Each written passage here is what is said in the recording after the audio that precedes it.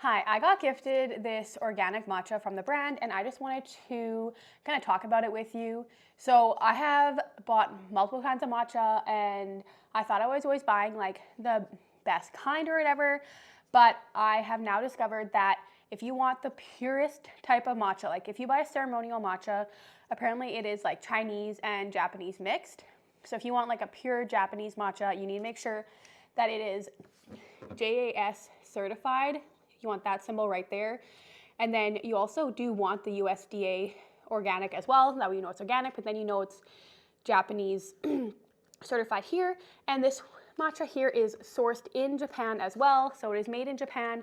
So I absolutely love that. It is a ceremonial grade matcha and it's an organic matcha. So I'm so excited to start using this matcha. I'm gonna open it up with you just so you can kind of see the color as well.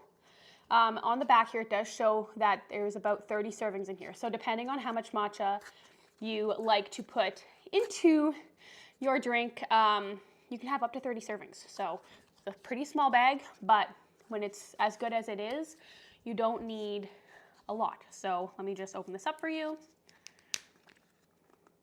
All right, I'm just gonna grab a spoon just so you can see it better, but this is just kind of what it looks like in the bag.